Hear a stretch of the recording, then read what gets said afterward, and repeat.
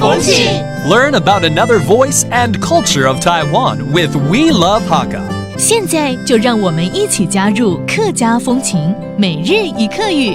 Hey, what's up? It's time for Daily Hakka here on ICRT. Hello， 你好，大家好，我是 Alice 彭。Hello， 你好，大家好，我是 Josephine。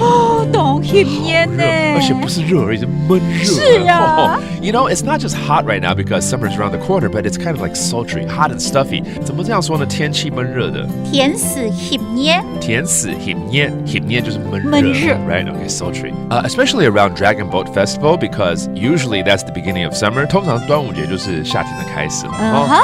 所以呢，我们来教一句：端午节过后，天气总是闷热的。It's usually hot and sultry right after Dragon Boat Fest. 五月节过後，五月節過後，天時仲係熱捏嘅。天時仲係熱捏嘅。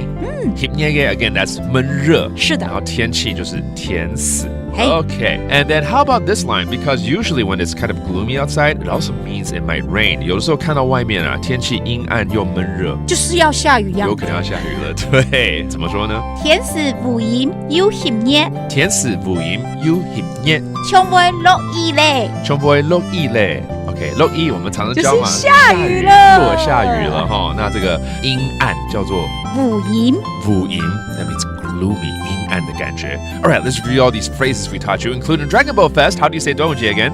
五月節，五月節 and then rain 下雨，落雨，落雨 and finally 天氣悶熱的，天時熱捏。天時熱捏 again that's the weather is sultry. And there you have it. Enjoy your summertime. Thank you for listening. 什麼大家？安子 say 張來了。